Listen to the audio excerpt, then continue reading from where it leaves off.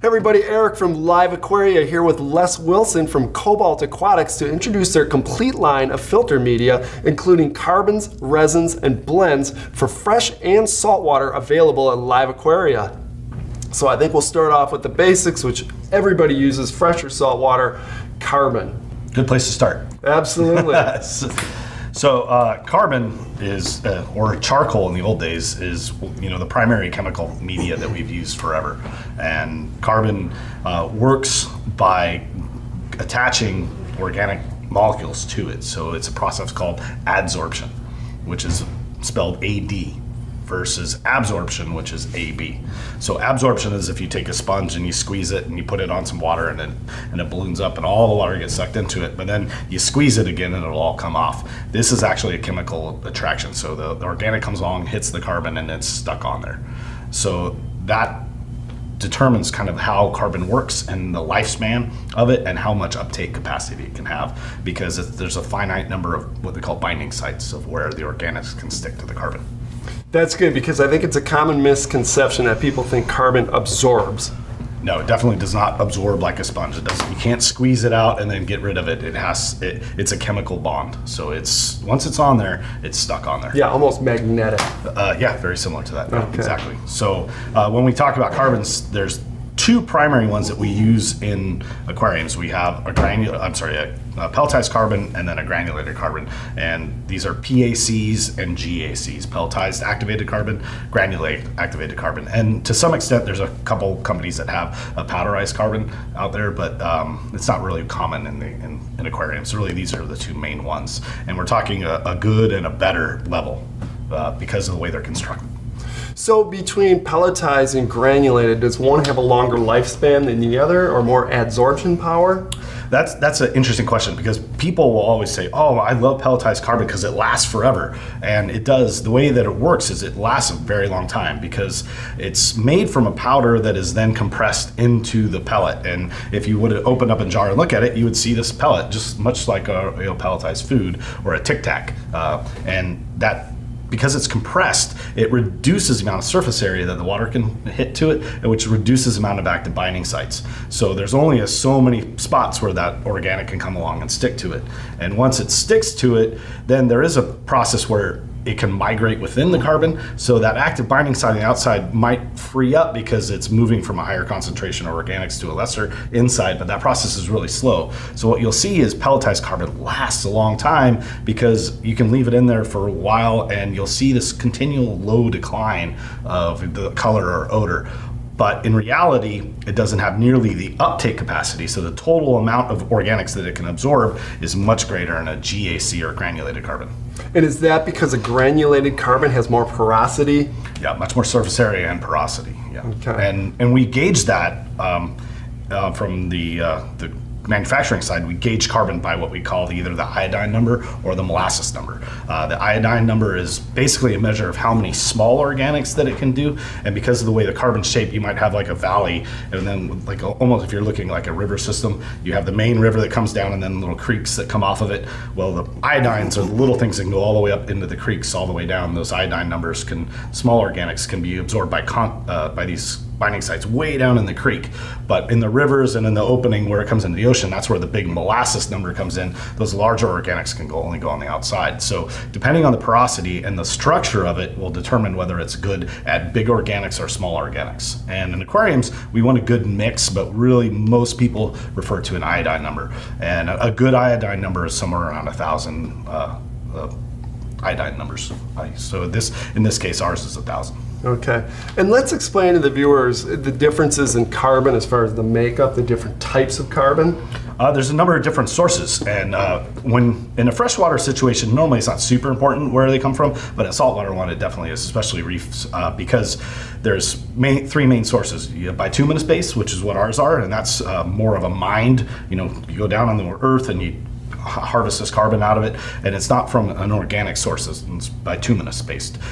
Then the other two are coconut or peat. Peat's probably the second most common now. Coconut has kind of lost a lot of favor in the industry because those two contain a lot of phosphates. And so you have phosphate leakage. A common test that reef guys will actually do is they'll take their phosphate test and they'll set it up with just water and put all the reagents in and then dump some carbon in there and let it sit there and see if it turns blue. And coconut and peat will always have some leaking phosphates. And as we know, phosphates are the key ingredient in algae because of the CMP red field ratio. And if we have phosphates or don't have phosphates, we either have a lot of algae or not. Yeah, obviously that is very important to reef keepers. So good point there. And there's also a different way of activating it too. We'll talk about phosphates. Most carbons today are now heat activated, but you can find some out there, at least in our hobby, that are chemically activated. And typically chemically activated carbons are done with phosphoric acid. So you want to try to avoid those as well. So explain heat activated. So it's not like you can put it in your oven. These are cooked in like industrial furnaces where we're talking 600 degrees Celsius, so over 1,000 degrees Fahrenheit. So you can't just crank up your oven to 450 and throw this in there and reactivate it or activate a carbon. So once it's used up, carbon is pretty much done. You have to dispose of it. Yeah, so again, this is a process done on the front end to make the carbon active. Yes, exactly. Yeah. So you're basically you're burning off anything that's already attached to it and leaving the carbon structure there. And then now there's my active binding sites that are now ready to receive more organics. But carbon, again, that can't be done at the house. It's either really, really high molarity acid, which you really don't want to use because it's phosphorus based, or a industrial oven, way outside of the kitchen. Yeah, Yeah. Not even a kiln. No. Tell me about the efficacy of the carbon. So efficacy, we kind of touched about that a little bit with the difference between the porosity, but here, because this is that tight bond, we measure carbon by using tannic acid. So we take tannic acid, which is basically iced tea. If you're a freshwater guy and you put some new driftwood into your aquarium and it turns brown, that's kind of the same thing. Carbon will remove that brownness. And here we have the low version and the high uptake and the low uptake. So this one will last a long time, but it won't have nearly the uptake. So if you took, say, a 10-gallon tank, and these are just generalized numbers, it's not an exact figure, but if you take a big gulp full of iced tea, which is something everybody knows, 32 ouncer, you dump it into a 10-gallon tank, this will absorb that iced tea, that big gulp of iced tea, in about a week. Then if you took another one and you dumped it in there, it's done. It can't absorb it. That's pretty much it. Where a granulated carbon, a high quality granule, will go that first cup of iced tea, or that big gulp, we'll take that down 3, 4, or 5 days, and then you can take another one, another 4 or 5 days, or remove that, and then you could probably even take a third. It might take a week or 2 weeks there because there's less binding sites available now, but it can do that as well. So it activates a lot, or it works a lot faster and has a much higher uptake capacity versus the pelletized. But the pelletized will look like you're working because it goes slow, and you'll see this gradual decline, where this will pull everything down almost to zero overnight. And so you go from brown to clear, and then all of a sudden now there's more brown starting to come up. You're like, oh, it only lasted 4 or 5 days. In reality, it pulled way more out than this one did. But now your eye is playing tricks on you. You went from here to here, and now it's back to here, and you think, oh my God, that carbon's a waste, 4 or 5 days, and it's already turning brown again. But it pulled a lot more out. Absolutely. So yeah, there's your 411 and more on carbon. So let's move down to your next filter media here. So in the world of organic removal, we have, again, the carbons that we talked about, the pelletized and the granular, and now there's new resins. So here we have an organic scavenging resin. And so this is kind of the best of these worlds, where it has a very high porosity, very fast uptake, very high capacity. So it can remove a lot more organics, even more than this one. And the benefits of a resin is when it's adsorbing them, it is not like a carbon. It is a resin, so it doesn't have quite the same charge grab as the carbon does. So we can easily recharge this if you're of that level of an Aquarius, where you go, hey, I understand chemistry a little bit, and I can, I know how to use bleach, or I know how to use a saline solution. You can recharge these medias, and they can be used again and again. Yeah, and again, obviously, experience is key there. Not necessarily a beginner hobbyist. Maybe don't want to tackle that. Just put it in your filter bag and then toss it, and when it's ready, and then you can just reload it. But if you do want to save time, put a little effort in, it can be done. So as far as the resin goes, I know obviously every tank is different, the bioload is different, but what would you give as far as timeline? Would you change this out every week, 2 weeks? In general, any resin you want to change the resins about or carbons about once a month, or recharge the resins, because what they're doing, unlike a protein skimmer, where a protein skimmer will actually physically remove the sludge and organics out of the system. It will take it up the column and jump it into a cup that is no longer part of the water column. These will remove all of these will remove whatever their target chemical is, whether it's an anion or cation or an organic. It will remove it from the water column. But here's your resin bead, here's your target organic, it's sticking to it. Well, it's still sitting in your filter. It's sitting in your filter until you change it. And so the bacteria will come along and eat those organics. And when they eat the organics, they may not eat them here or here. They might just chop them in half. Now you have half of that organic stuck to the carbon and the other half is flying around your aquarium again. And that's a bit now waste in your water. And that can then come around and then take up another binding site on your carbon.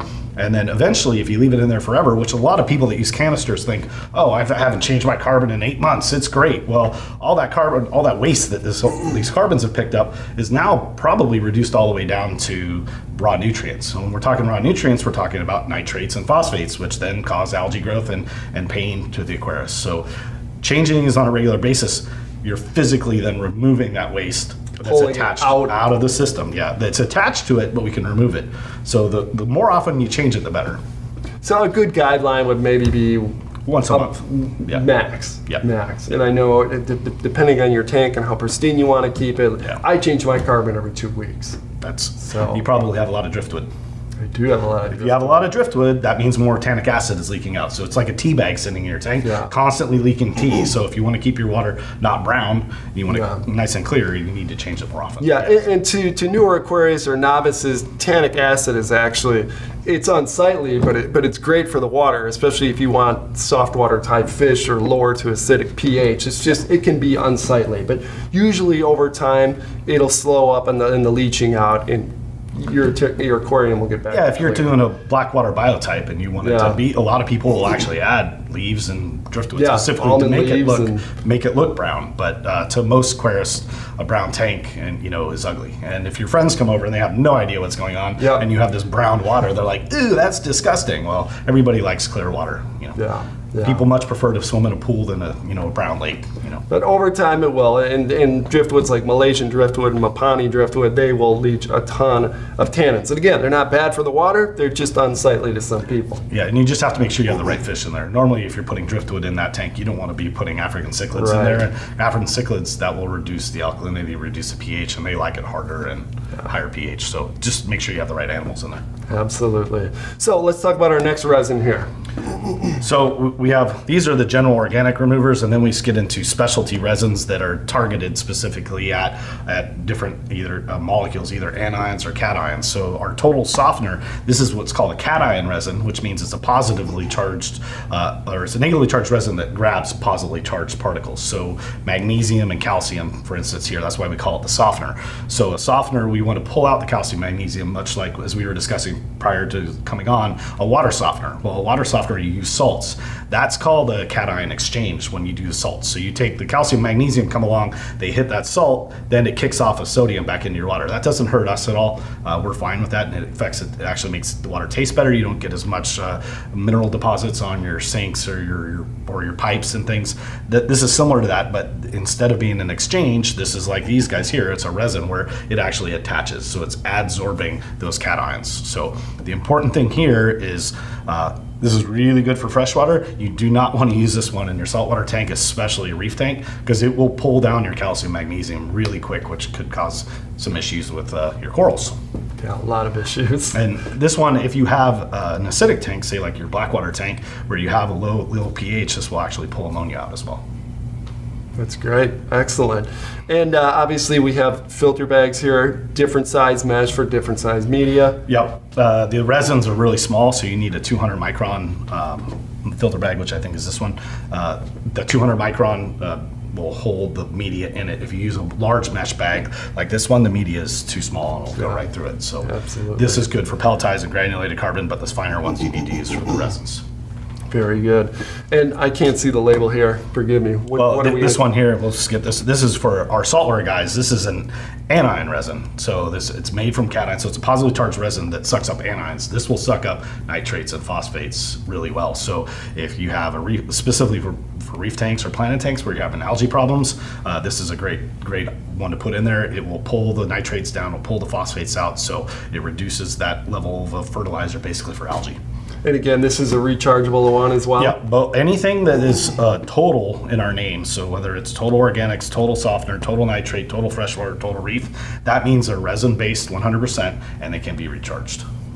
Following the instructions on that. Yeah, following, and it's either done by a saline solution, which is the safer way to go. You don't, if it's a little extra salt, it's not going to hurt anything necessarily, but it will not fix the color of the resin. The resin is white to start, and when you do a saline recharge, the saline will remove all that stuff, but some of the color will remain, and that's one indicator of how old or how used up the resin is the color.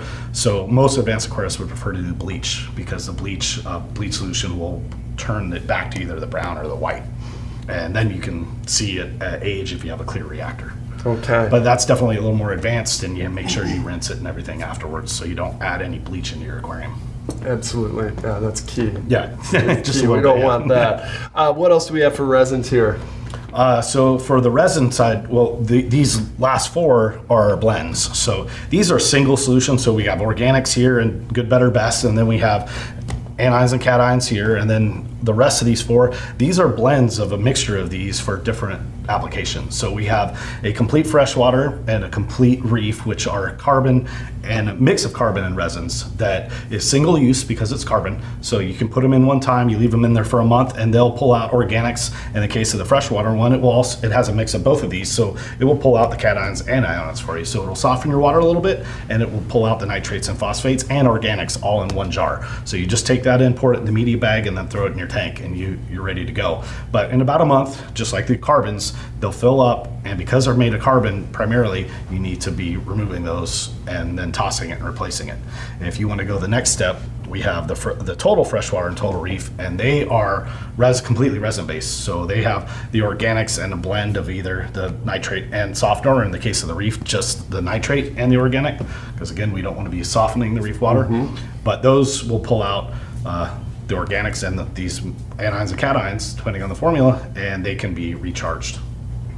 So let's talk about, with the popularity of Nano and now Pico tanks, for Nano reef tanks, let's talk about the application of some of the resin and how that can be used in place of a protein skimmer. Yeah, protein skimmers obviously are very popular with reef aquariums. They work really well, but there was actually a study on advanced aquarists about 8 or 9 years ago done by some guys at Penn State that showed that it was removing 35-ish% on average of protein skimmer percent organics, but then a whole lot of other stuff, so microorganisms and things. And so protein skimmers, although they're very effective, there's also a kind of a little bit of an unknown negative to the microflora and fauna that might be in your aquarium that's good.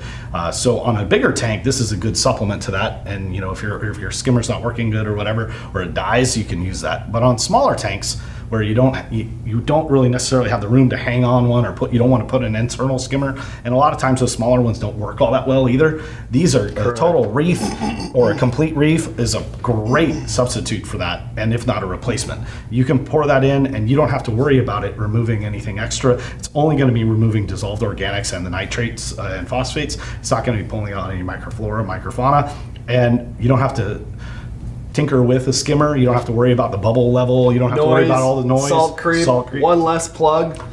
Exactly. Yeah. So it's definitely a great option for Nano reef keepers, because I field Facebook questions, and I get questions on occasions, what fits in this Nano tank for a skimmer? And a lot of times, excuse me, if there is something that works in there, they might only have one or two options, and they might not be happy with either one. Or they're back to an air driven, and again, you've got noise, salt creep, and just the maintenance of a skimmer too. Yep.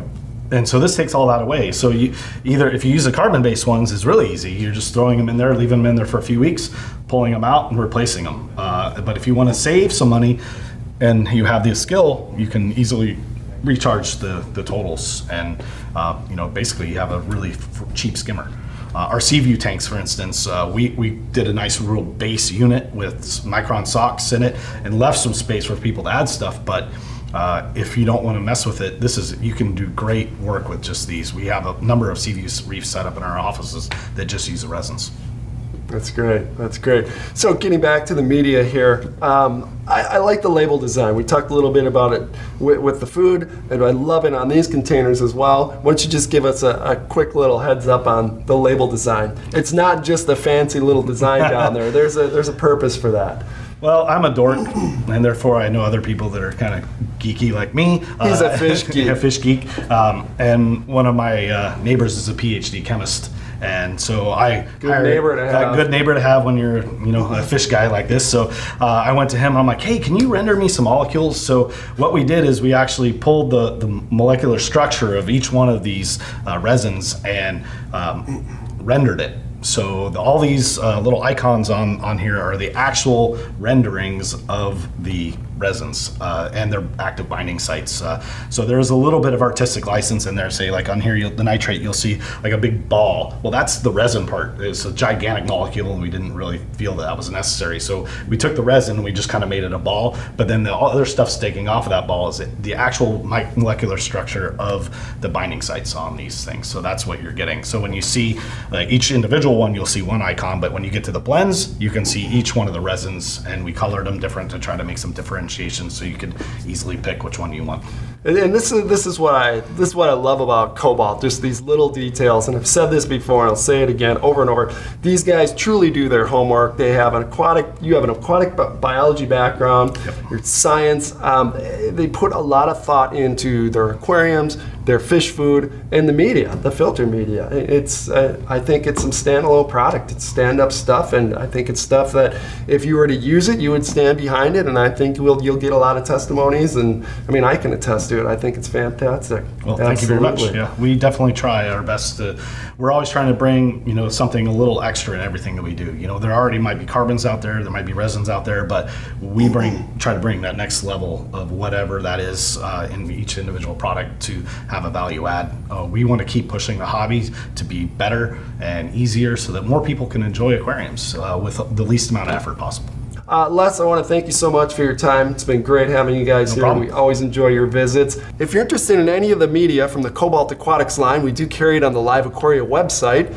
Also, Cobalt Aquatics has a great website as well. It's very informative, great resources, and don't forget to check out all channels of social media.